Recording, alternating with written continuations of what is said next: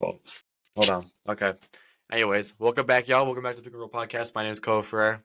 Joined alongside that Zach Durasic. There's some stuff on my shirt. I gotta Yeah, look man. good for the camera. I Yeah, gotta look man. good. I'm just gotta look good. I just gotta look good. That's it. Yeah, man. For y'all at home, just gotta look good.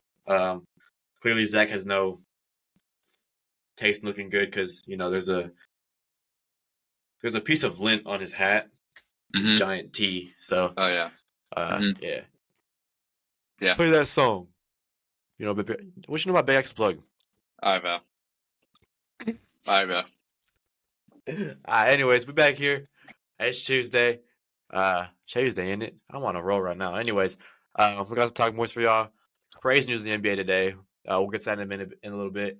But yeah, weekend was kind of boring for basketball. I'm not gonna lie. Other than the Final Four, there wasn't like a whole It was lot. kind of mid outside of college basketball, and even then, the women's side wasn't that Yeah. great. Aside from Paige winning it all, I mean, we were all happy to see UConn win. I think. 100%. Shout out, Ariama. Yeah, no. Even the men's side. Semifinals didn't happen, but You said what now? You said what me? didn't happen? The You said what didn't semifinals didn't happen? happen. Really? Semifinals didn't happen. Why is Yeah, that? no. Why is that? It got canceled. Rain delay, I think. Something. Indoor basketball got canceled for rain delay. Yeah, no. You sound like Something a like dumbass, Zach. You sound like a dumbass. Mhm. Jesus. Anyways, yeah, shout out Texas. They lost to South Carolina. Chloe Kitts, shout out her. Shout out Don Staley. Shout out Stanford's entire collegiate athletics program. Man, you ain't gotta. We had the great Cameron Brink, so I don't want to talk. I don't want to hear from you. She'd be the greatest player in your history of athletics. Maddie Booker is literally better than her, like right now. That's absurd. That's not absurd at all. That's absurd. That's not absurd at all. Cameron Brink is like that. You don't know ball? Cam Brink was the second overall pick in the best WNBA draft of all time. Maddie Booker is not going to be that. Sorry. Maddie Booker is going top 3. And the only reason she won't go 1 is because the greatest women's college basketball player of all time, Juju Watkins, is going to go ahead of her. What? There's a lot to unpack in that statement. That's not crazy. That's not crazy. If Juju comes back healthy, she could be the greatest women's college basketball player of all time. Yeah, she could be, but we saw what Caitlin Clark did. Bro, she's more talented than Caitlin Clark.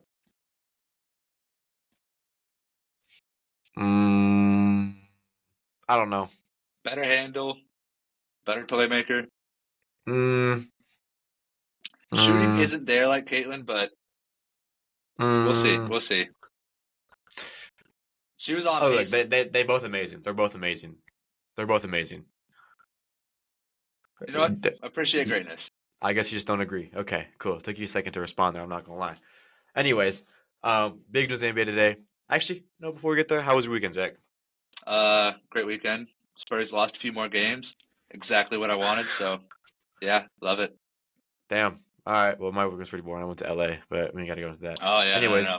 Poor me. I had to go to LA. Yeah. Poor you. I don't want to talk about it, that's why. Anyways, basketball today, NBA. Today's Tuesday, April 8th. The day that the Nuggets franchise collapsed. Nuggets franchise collapsed a long time before this, man. Genuinely. Like how long before? Since they let Bruce Brown and Kentavious Caldwell-Pope walk into free agency. You're right. But today is the official date that the Nuggets organization falls. Michael Malone got fired. That's some big news. That's I mean, how has that come to, like how is that, like I'm still just shocked about it. Calvin Booth. Shout out Calvin Booth. At the end of the day, it's just Calvin Booth. Yeah. He got fired as well, but he should have been fired a long time ago. He's the whole reason the Nuggets aren't dominating the West right now. Yeah. I mean, the moves you just said, not re-signing Kentavious Caldwell-Pope, not re-signing Bruce Brown. He could have drafted better. I mean, he traded Ryan Dunn for 3 second-round picks. That too. But I think it's just, I mean, the Nuggets are just, I don't know. Even if you wanted to move on from, well, no, we just talked about it, a couple weeks ago where it was like Taylor Jenkins got fired from the Grizzlies right before the playoffs started, and the Memphis Grizzlies are in the prime position to make the playoffs. The Nuggets are even better than the Grizzlies. to popular opinion, and they're in a better playoff position right now. And you go out and you fire your head coach who won a championship 2 years ago for your team, has the most wins in franchise history for your team, and is a great scheme maker and knows how to run the game in the offense well for that team, especially with Jokic and Jamal Murray in that team. And you go out and fire him literally 4 or 5 games before the playoffs, however much they have. I think it's 4 or 5, depends on what team you are. But playoffs are next week. And you go out and fire him. And the I don't Nuggets think are he should have been currently fired, the 4th seed. period. I don't Yeah, think he should have been fired, period. I Like don't I think he said, should have. Taylor Jenkins, I somewhat understand because the Grizzlies have gotten stagnant. You could argue the Nuggets have gotten stagnant, but it's to no fault of Mike Malone at all. It's Yeah, like absolutely completely on Mike Booth. Yeah, Calvin Booth, sorry. and I just don't see why you go out and fire him. I mean, you go back last year. You go 7 games with the Minnesota Timberwolves, who were probably the hottest team in the league at that time when they won that game. Yeah, you Mavs are on the other side. You can't. yeah, I mean, they were okay, but like it doesn't matter. Like they were one of the hottest teams in the league at that time. Yeah. And compared to the Nuggets, like the Nuggets were like they didn't feel like they were good at that time. So you blow a Game 7 lead in the finals or in the Western Conference semifinals, but then you go the year before that, you win in the finals, and then those are your 2 good years of being at the top. 2023 lost the Warriors in the first round. 2021 was that the year that you beat the Blazers in 6, and then you lost to the Clippers. Clippers, yeah. And then the year before that, Western Conference Finals in the bubble. I'm not a bubble hater, so Western Conference Finals, I guess that's 3 good years out of the last 6. 2019 bounced second round. 2018 bounced first round. So you go through all these. We don't need years, to go back. and it's like- We don't need to go back to 2018 and talk about this. But you don't. It's just as simple as Michael Malone is a great coach put in a terrible Yes. situation by a bad GM. Yes, I think that's all it is when you break it down to it. Nuggets made a bad decision. They're overreacting to some recent play that isn't Mike Malone. It's out of Mike Malone's control. You know, Jamal Murray being out, this is outside of Mike Malone's control. And the players that he's been given that just aren't good enough to play next to the reigning MVP, that's not on him. That's on Calvin Booth. Absolutely. I saw a stat where it was like the Nuggets are 0-3 in the month of April, dating back to technically they've lost the last 4, but they're 0-3 in April. They've lost the last 4 to the Timberwolves in that thriller overtime game, double overtime game. They've lost the Spurs, thus the Warriors, and they lost the Pacers in that 4-game stretch.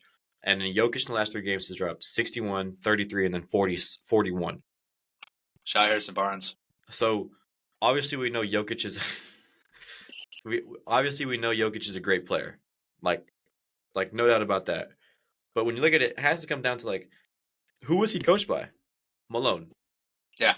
Like does that not play any part into that? And then now you fire your head coach and your GM. Your second best player is out with injury. Your star player is playing at an unbelievable level that we've never seen before. But who knows how long he can go on for this without any help? He's not going to win any games clearly because he's not, without any supporting cast, he's not going to win a game on his own. And so you fire your head coach. Like, I don't know. Like none of the words that are going to make sense, or none of the words that I say about the situation are going to make sense because the situation just does not make sense. It doesn't make sense as it is. It's just that's the end all be all. This situation doesn't make sense. Exactly. It was a bad decision from ownership.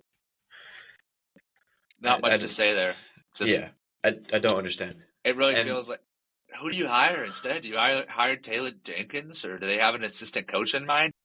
The Grizzlies very clearly had a plan for firing Taylor Jenkins and bringing in one of their assistants.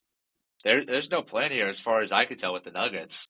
I mean, but they have David Adelman, and he's a great head coach or head coaching candidate, whatever, interim coach, head assistant coach. I saw that they were promoting him. Yeah, he's really good. So I don't get this trend of like firing your coach right before the playoffs. This is tied. It's not necessarily a trend. I mean, it's two instances, but they're very big instances of good teams firing a great head coach. Oh, I know. I'm talking about like obviously there's a bunch of teams that fire their head coach, but they're not in contention. the Nuggets are still very clearly in contention for a championship, at least a spot in the finals. Like you have Jokic. It's I just don't understand it, man. It's like I'm even a Lakers fan. I'm just like obviously for me, I'm like, oh, okay, that means we're gonna get Jokic now. But like I just don't understand it. I just No, don't. I'm not getting it, Jokic, bro. Come on. Did you see that? After they fired him, the odds of where the Jokic is gonna play next is like plus 200 Lakers, and then the next team is like the Raptors for some reason. I don't know why, but I have no clue about the interesting. Raptors. Yeah, I have no idea. But it's just firing Michael Malone. It's like I just don't know. I'm so confused. None of what I said probably makes sense to y'all, but like it's just because the situation just does not make sense. So forgive Yeah, me. there's not much to talk about. It's just a terrible decision from ownership. Talks Yeah, about it. I don't know. Hey, fuck, dude. I'm really excited to see how like because I saw what the ownership group said, and they said that they've been playing bad, and that they wanted a Kickstarter or like a boost of inspiration to the team, so then they can start playing better. But like, what? Who the Yeah. fuck says that? Like, who It's the not much. fuck makes that decision if that's what you want to go for? Like, There's not much more to talk about here. yeah, I don't, On to some more like honestly bigger news. What did you think about the Duke Houston game? that game was fucking amazing. Like Like start to finish, beautiful basketball. It just sucks for Houston how um was it Calvin Sampson? Not Calvin Sampson. Kelvin Sampson. Kelvin Sampson. How he came out so short, and he's still chasing that elusive Natty title. And the way he lost it this time was in heartbreaking fashion, like that. Where I mean, you draw up a great play. Obviously, Florida played amazing defense that time, but he talked about in the post game interview where part of the game or part of that play was if it breaks down, then you kind of swing to the top of the key and you try to force a late closeout or a rush closeout and try to get a flyby. But the guy that caught the ball, I don't remember who it was at the top of the key that caught the ball. Emmanuel Sharp. Was it Sharp? Mm-hmm. It's Sharp. Okay, so Sharp that caught the ball, pump faked, but instead of staying on the ground, he pump faked and then jumped in the air like he was going for a shot, and then dropped the ball, and he couldn't touch it. And then it's just heartbreak. I don't think I've ever seen a loss like that. I don't think I've ever seen a final play like that. I think that might have been the worst final play in the history of final plays. Yeah, And it really was. It's to no fault of Kelvin Sampson. He drew up a great play. Yeah, it was a great play. That was unfortunate. Better defense by the Gators, and honestly, like, I mean, if you want to keep emphasizing it, defense wins championships in that regard. When it comes down to the nitty gritty of it, when you're in that position, when you're up 2, you've clawed your way back. The reason you've clawed your way back is because of great defense. Try to get those runs, get the stops. You know how every time, like I played basketball in high school, and so all my coach always said, out of timeout, if we're down, out of 6, out of timeout, we're coming out of timeout, we're down 6. He's like, stop, score, something like that. So, I mean, it's just great to see Florida win the Natty. They were my pick from the start of the tournament.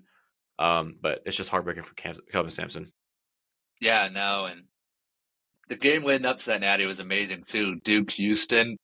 Yeah, I picked Duke to win it all. I love seeing Houston succeed as somebody from Texas. Not actively rooting for them, but it's nice to see them succeed. I love Kelvin Sampson, but that Duke Houston game was something. I was pulling for Duke there. I don't think it was a foul on Cooper Flag. hell no. Especially not in that moment. I hate to say like don't call that in the moment, but I don't think that was a foul in any moment. Yeah, it's not. The only like bare minimum that you can call it's just so like technically yes, it is over the back. When you look at it, it is over the back. Like I don't obviously, think so. Even I don't really think so. That rarely gets called.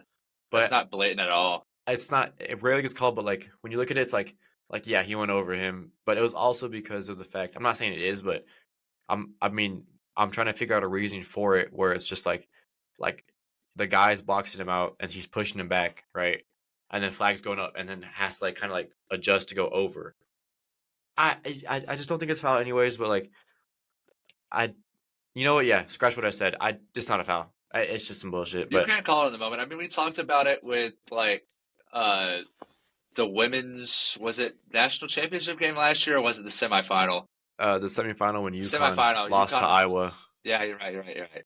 Yeah, where Beckers came off a screen and they called it an illegal screen because it was slightly late and she like kind of slid into it a little bit. You Yeah. just can't No. call in the moment. That one's a bit different though. That one I think was closer to being a foul than the flag foul. Yeah, 100%. But at the same time, it's just don't call in the moment because it's just let it like I'm not I saying hate let it play out, but like I don't know. I hate when basketball comes down to the refs. And in the Duke Houston game, I usually agree. Like, sure, Duke should have played better. They played terrible to close out the game, Yeah, but that's not a foul. The refs gave Houston the lead, putting them at the line right there. It's yeah, different. It's different in that scenario. yeah. But I mean, go back to that point. Duke played horrible in They that did. They did. second half. They No they only had excuses. they only had one field goal in the last 10 and a half minutes of that game, which is just unacceptable for a team that made the Final Four, especially with the team, especially from a team with the Player of the Year in Cooper Yeah. Flag. So I just you can't play like that. So I mean, props to Houston for sticking in there. Again, grit and grind. Stay in there, played good defense, forced them to tough shots and contesting, and they clawed their way back into there. Like full respect to Houston. And I think the last shot from Cooper Flag was a good shot. He It got into was. his spot, heavily contested, but he had a shot there. That's a shot you take all day of the week from your superstar player. Hmm. It's unfortunate that it didn't go in, but that's the Yeah, way the ball bounces sometimes. yeah, and that's a shot that And he practices all the time. I'm assuming. I hate the narrative that he's a choker. I've seen that around on TikTok a lot. I think it's terrible. Absolutely not. Although I do, I He did see played it. something He on played his Twitter. heart out. I did see somebody on Twitter say that in that moment you might want to go to somebody like Tyrese Proctor, and I Nah, didn't necessarily mm-mm, disagree. nah. You get it to your best player every day of the week. Yeah, but it's also folding the pressure. He's only 18, 19. He's 18 or 19. Is he 18? Flag 19? was he's 18, but Flag was on fire that game. There's no excuse not to give him the ball there. Yeah. I He, mean, but he's then again, he's you gonna only get you a had great shot regardless. but then again, your whole team had one field goal in the last 10 and a half minutes.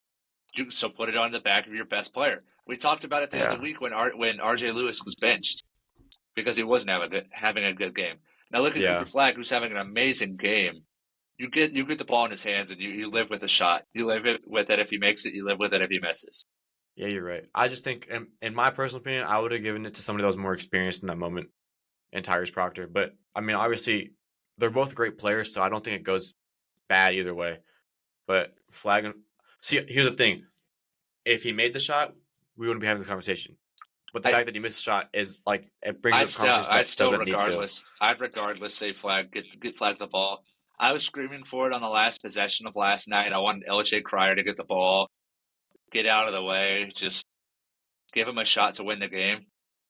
It'd be better than whatever the hell Houston did there. I mean, No, I think that was that play was so good, and it's just like again in that moment you have a man, you have a player who's I'm gonna say not experienced in that moment, and he just had a quote unquote brain dead Emmanuel, moment.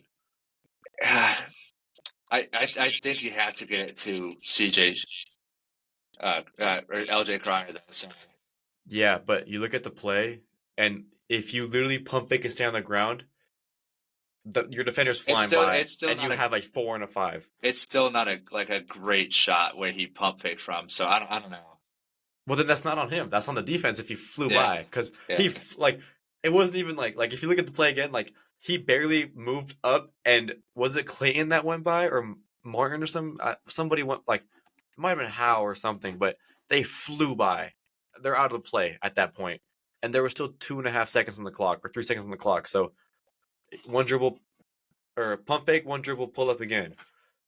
Or not, take it to the rim and get a foul called on you. You know what I mean? You still have time. So Again, I LJ don't know. Cryer could do that. I want the ball in LJ Cryer's hands. That's fair. I don't know. I don't know. It's a lot of ifs, buts, if, buts, what's, could have, all this stuff.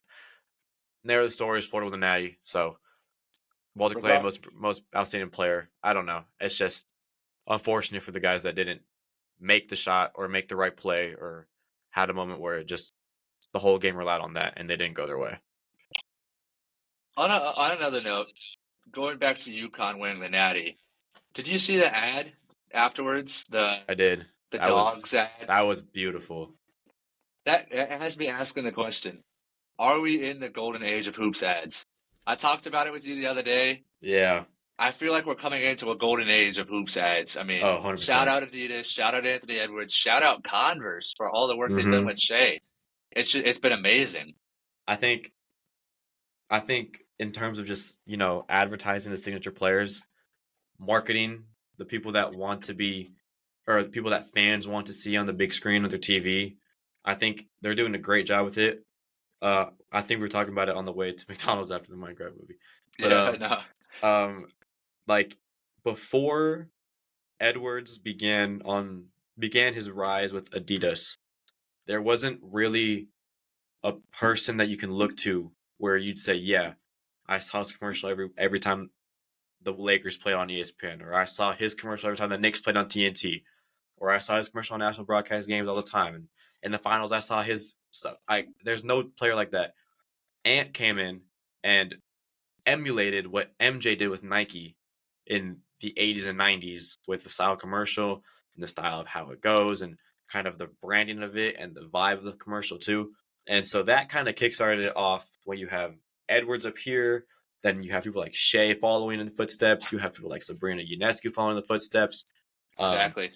And then you come into the realm of like, it used to be for Nike, who sponsors so many of these sports where it would be, after a team would win the NBA Finals. The one that I remember the most is, because I'm a Lakers fan, is after the NBA bubble and the Lakers won the championship, Nike had an ad, like I'd say literally like the next ad break. It was like the only ad that played in that ad break, and it was like a 2-minute montage of the Lakers season recap. And that's all you used to see. Like teams in the NBA Finals or team winning a big game. That's what you would see in terms of ads from like Nike, Adidas, Puma, New Balance. But now you see it everywhere. You see Edwards with Adidas, and now you see Nike doing the UConn stuff. You see Nike, whoever wins the NBA Finals is going to get a cool montage from them. You saw it from the Celtics last year. And we saw with the Liberty. Yeah, we saw with the Liberty. I have a Liberty championship shirt where it's a beautiful shirt. And then even in a smaller realm, just like the ads of sponsoring their product more than the player. You look at the New Balance commercial where they have Tyrese Maxey, Jamal Murray, Cameron Brink in that commercial. It's Cooper a beautiful Flag. commercial. Cooper Flag's in that commercial. You're right. And it's just, it's great to see for the sport of basketball as its own. And they're hard ass commercials and ads. Like, they're beautiful ads. Yeah, no, I shout out Converse. I never really thought of that Converse would come back to the prominence that it had in the 80s, but I love what they're doing with Shea. It's been 100%. amazing. I mean, we saw Shea the other day in the Nokia music video with Drake. He was advertising the Converse shoes. We saw him on billboards in San Francisco. I mean, we saw his light in the sky at the All-Star game, like Batman. We saw his logo on TD Garden after beating the Celtics. I mean, that the marketing there is just amazing. I love that. Yeah, and I think what they're also doing well is, like, in the example of Shea and Converse, Shea is the perfect player for Converse to sign. His swag and his style and his clothing and the way he shows up to games and all that stuff goes perfect with regular Converse high tops. Like, you can put, like, it just goes so well, and I think, like, that's the match made in heaven. Same with Edwards. His style matches Adidas and what they used to be doing. And then, same topic, Devin Booker matches so with Nike because he's all streetwear and all this kind of stuff. He has a beautiful collection of cars and stuff like that. So he's all streetwear. And so his shoes look like they can be worn on the street. His Book Ones look like Air Force Ones. And so I think they're just doing a great job. Even with just going down to the shoe and the marketing itself, it's beautiful. I love it. Beautiful. I think it's beautiful. All right. On to our next point. This has been heavily contested between the two of us. Yeah. I don't think Draymond Green deserves Defensive Player of the Year, man. The betting favorite. Yeah. No hate to Draymond. This is not hate to Draymond at all. One of my favorite players ever. One of the greatest defenders in NBA history. but he doesn't deserve it this year. Yeah, I was disagreeing with you, but you made a good point. You said that in this year he hasn't been the best defender. You say that point one more time. I don't want to take it from you. Mobley has been the best defender in the league on the second best team in the league, on a team that's led the NBA in wins for a majority of the season. And he's not about to win Defensive Player of the Year. He's not about to get recognized for it. Yeah. I mean, Mobley's the best rim protector in the NBA that is healthy right now. Yeah. We all know who the best defender is in the league, but with Anthony him Davis. out, yeah, man, whatever you say. Glazing a player that doesn't even play for your franchise anymore. That doesn't He doesn't play for your franchise anymore. That's And you're messed glazing. up. And you're glazing. He's still a great defender. Can play 1 through 5. He's a great defender, not the best. I don't think he's better than Mobley. I'm fucking with you, bro. Chill. Yeah, no, Damn, no. you very passionate about Wemby. I like it. I mean, if you had a franchise player who you drafted, you would know. We do. What are you talking about? Y'all don't have a franchise player that y'all drafted. Kobe Bryant? Now I'm talking right now. What? That's not what you said, brother. You I said. am talking currently. Well, it's not like I don't feel like that. Y'all don't. It's have not like one right now. I don't know what it feels like. Like we literally have Kobe Bryant. Anyways, Were you there when Kobe got drafted? no, I was there for half his existence though. You weren't there when he got drafted, though. It's different. Doesn't matter. It's different. Then why do you glaze Tim Duncan so much? It's my goat, bro. Okay, see, were you there when he was drafted? It's different, when you're talking about a top 5 player like Tim Duncan versus a non-top 10 player like Kobe. Non-top 10. Is this rage bait? Are you pulling my balls here? I mean, you sure fell for it, so it might as well be rage bait. Are you serious? I need a yes or no here and right now. We'll see. We'll have an episode where we do our top 10s. I'm just letting you know Kobe's not in the top 5. Okay, that's fair. He's not in my top 5 either. That's as far as it's like I'm gonna go there. He's not in my top 5 either. So. And whatever. Tim Duncan absolutely is. But hell no! Come on now. Absolutely. We'll stay tuned for Tuesday or Thursday. How about that? Who knows? Anyways, I think Draymond is deserving of DPOY if he wins it. I think Mobley is a more deserving player for it, but if Draymond wins it, I wouldn't be horribly mad at it because he's been doing some insane things on defense this year. And I'm just going to use the most recent example that I've seen where he played the Lakers on last Thursday in LA. I think that was one of the best defensive masterclasses I've ever seen in my life. I think he won that game for them. Obviously, Curry deserves the props for what he does offensively, and Brandon potentially was going on fire. But defensively, Draymond Green was his IQ. There was a clip or a play that I remember where Reeves had the ball up top on top of the key, and so he's dribbling, and LeBron's on the elbow, and Gabe Vincent's on the other elbow, and we have a corner guy and a down low guy, and Reeves has, I think it's somebody, I forgot who it was on him. I think it might have been Jimmy Butler. And so he's trying to get switched on to Quentin Post, who was at the time was their big man on the floor. And so he wants to get switched on to him. And so what they try to do is try to run Vincent across on Iverson's screen and then come up to set the screen so Post, who was guarding Vincent, can come. Or I think it was Dorian Finney-Smith that was on the elbow. So Vincent, Quentin Post is on Dorian Finney-Smith on the elbow. And so the idea was DFS can come set a screen for Reeves and switch on to, and Reeves going to switch on to Post. Nah, Draymond Green was guarding the guy in the corner, and he saw this action and went all the way up from the corner, left his man in the corner, and switched onto Dorian Finney-Smith and sent Quentin Post back to the corner. Now, that's not where it ends. So that blows up that part.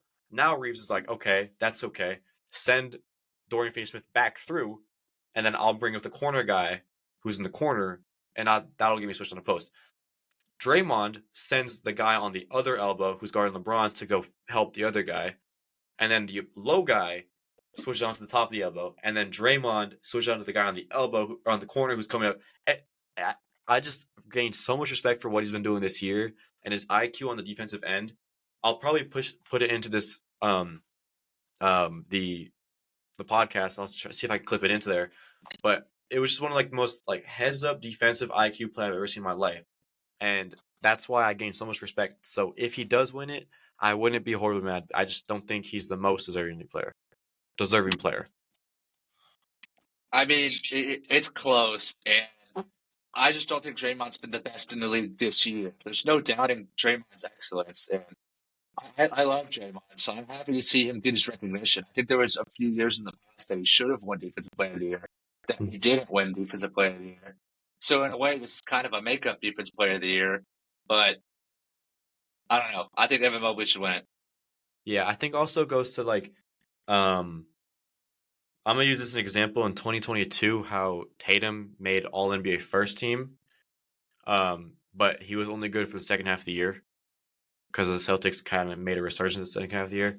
It's kind of how Draymond wasn't really in conversation for DPOY until they traded for Jimmy Butler. So he hasn't been, Yeah, because they resurged back to relevance. yeah, and he hasn't been defensive player of the year caliber for the whole year. Evan Mobley has been that for the whole year. Exactly. So that's why he should win it. But I think the narrative should change from Draymond doesn't deserve DPOY to Draymond isn't the most deserving of DPOY. Because Draymond is very deserving of DPOY, just doesn't deserve it more than Evan Mobley, if that makes sense. No, I agree. I don't think he deserves it this season. Yeah, that's fair. I'll give it to you. It's not his year to win it. Yeah. Anyways, off the debate.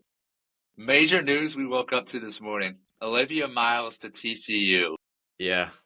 Shout out Haley Van Lith, even though she's leaving TCU, but I think that's got to play into some of it. Yes and no. I think her resurgence definitely played a lot into it, but I think the other part of it is just them wealthy Christians down there in Fort Worth, you know.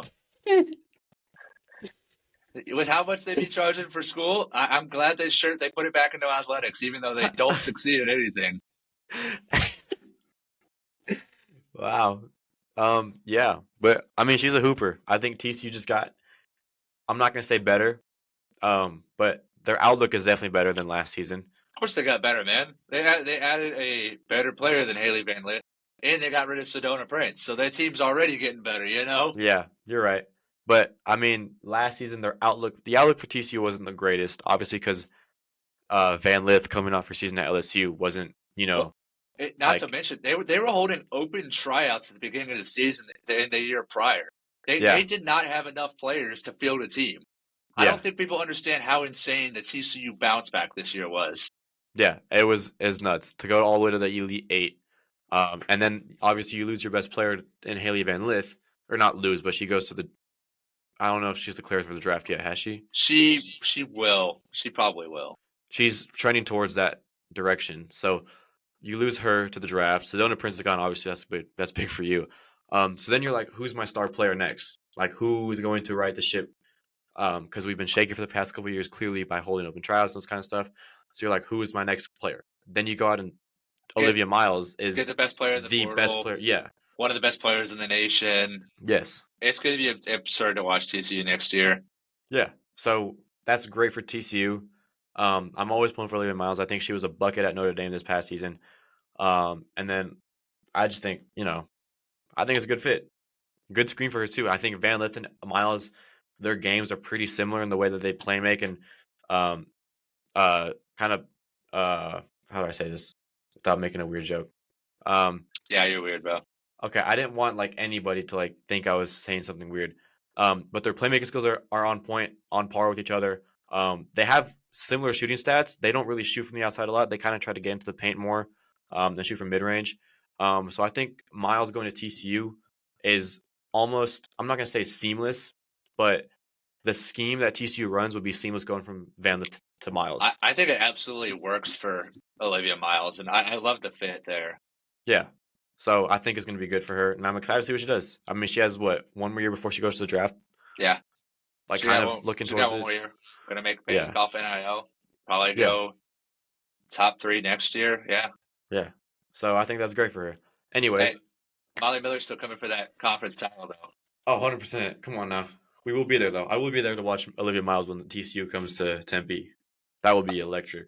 I will be there.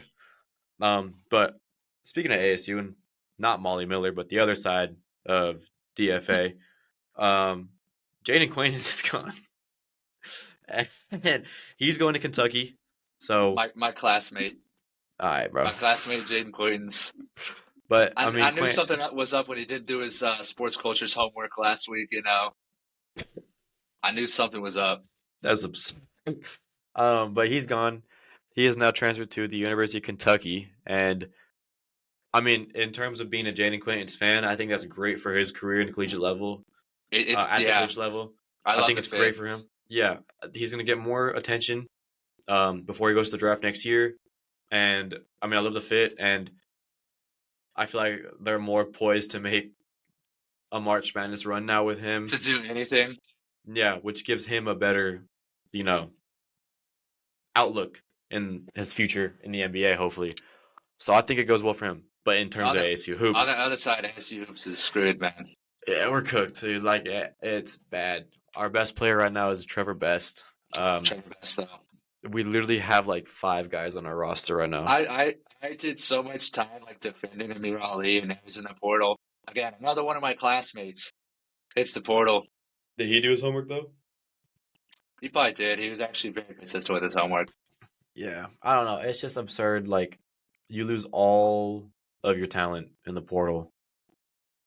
It's just because I'm thinking now, like this is our first year in college for both of us. Yeah. And so the first sport that we kind of like fell in love with at ASU was football because that came in the fall. Yeah. So you see how well they did and all your big name guys. So I'm gonna use this as an example. Jaden Quaintance was basically, I don't know, Sam Levitt, and Josan Sanin was basically Jordan Tyson, right? So when you go back to football, Levitt and Tyson stay. Great season, great players, great future for them, Yeah, and they but stay. it's not comparable. We didn't Oh, have a I'm just great saying. season. No, Like no, I'm it's not. I'm not not comparable at comparing all. them. I'm not comparing them. I don't know where you're going with this. No, give me a damn minute, bro. Damn, Come on. fuck. Did I finish talking? Keep going then. Keep going. So I'm saying like them. For me, the reason I'm surprised by it is because I'm like, oh, so like our talent is still staying in the valley, even though like like we don't really know what the future holds for them. But like Quaintance and Sanin and Amir Ali leave, I'm just surprised by it. But at the same time, I realize that we have Bobby Hurley as a coach. Yeah. And you're just like, okay, That is what it is. it's really. But then again, I'm thinking for Quaintance, we were talking about it like together earlier. It's like, or not earlier, but a couple weeks ago, where it was like the reason that Quaintance would stay is because Bobby Hurley resigned, or not resigned, but It's was staying. staying Yeah. for another year. So That's you why think I thought he that's might be why? back. Yeah. So in that instance too, that Quaintance is gone. Why are we keeping Hurley? I agree. This is the perfect time right now to reset and fire the coach, get a new coach, and bring in a new system, and go from here. Because the guys on our roster right now aren't here because of Hurley. The guys that were on the roster they were here because of Hurley were Jaden Quaintance, Amir Ali, and Josan Sanin, and now they're gone. And you still keep the guy who does nothing for your program and just pisses me off all the time to think about. And yeah, this is what we have to watch for the next 4 years, apparently. Bad. It's horrible. Yeah. It's bad. What are your thoughts on it? Anyways, next segment. Well, what are your thoughts on that? I kind of hella just talked about that. Like, ranted about that. That's been said, man. Yeah. That's been First trivia, though. First trivia time. First trivia time. You better get quizzed, bro. I need to know. Is this Basically- test our ball knowledge? It's not that hard, and you should know it. Okay, but okay, here we'll give a premise real quick. So trivia will be Tuesdays at the end of every episode, kind of how draft 'em is on Thursdays. Obviously we're gonna start slow, trying to get the vibe for it. It'll get harder and weirder as we go throughout the season and stuff like that. So, but we're going strictly basketball, like NBA, right? Yeah. Okay, so strictly NBA. And so yeah, welcome to trivia, whatever you want to call them. Trivia crack, that's already taken. Can't use that. Trivia, whatever. Trivia. We'll just say trivia. It's just trivia. Straight trivia. All right, cool. What's my topic for today? All right, so I came up with this topic. Recently, I've been rewatching Winning Time. Shout out Winning Time. Oh, shout out HBO for being terrible and making Celtic City, but getting rid of Winning Time. I can't hate on Celtic City. I haven't watched it, but I love Winning Time. It's a They great would, show. I wish they would continue to make episodes. So I'm quizzing you on your Showtime Lakers today. I want to see if you can name the 5 years y'all won titles in the '80s. Who y'all beat in the finals, and who was the Finals MVP in those years? Okay, so we'll start with 88. Okay. I know we won 88, 87, Okay, that's 84. two. No. 80, was it 85? Did it go Lakers, Lakers, Celtics, Lakers? 84, 88, 87, 85, Okay. 82 and 81. Oh, 81 and 80. No, not 81. 80 was ours though. Was 82 Yeah. ours? Yes. There you Okay, go. That's the so 5 years. 80, 82, 85, 87, 88. 88 was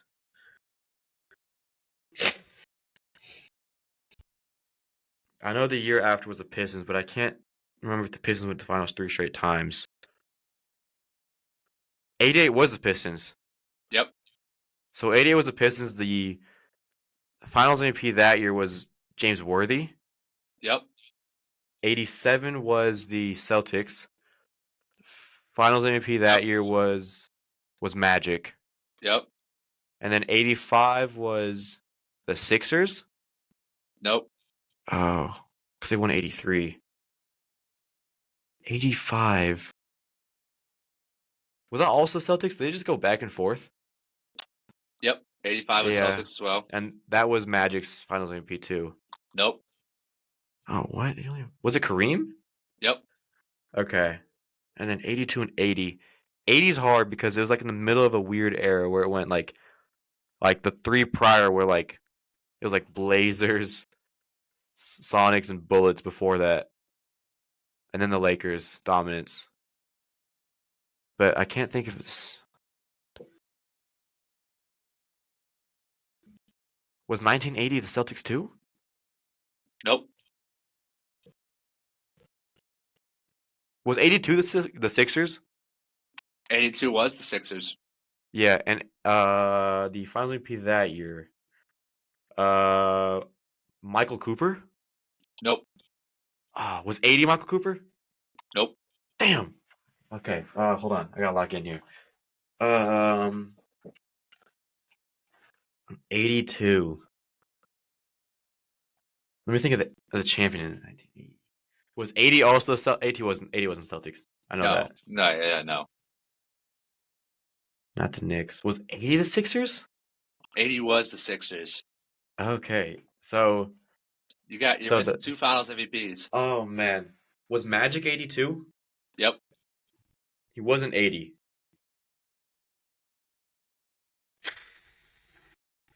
Worthy Cooper. Was 1980? No. What am I thinking?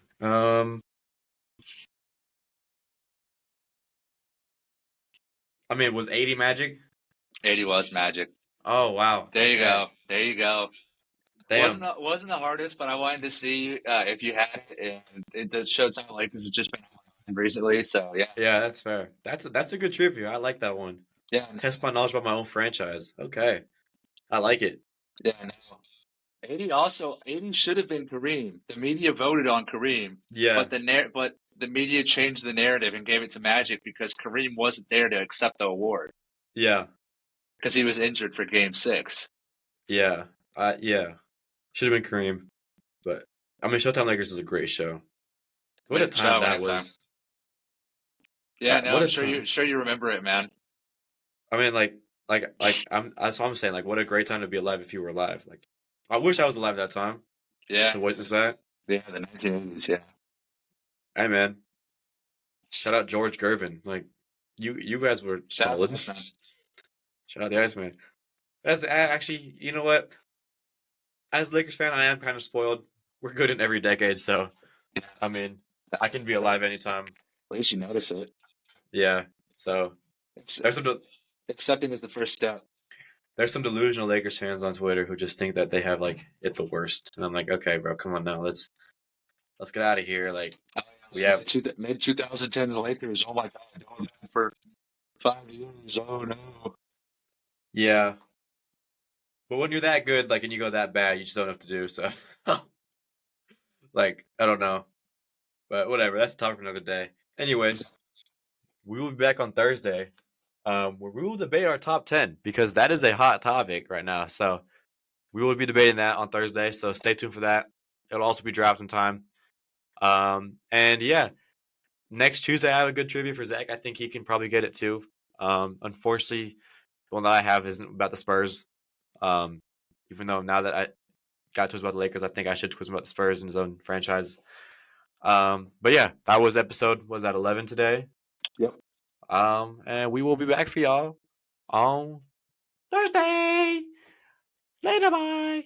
Peace. Peace.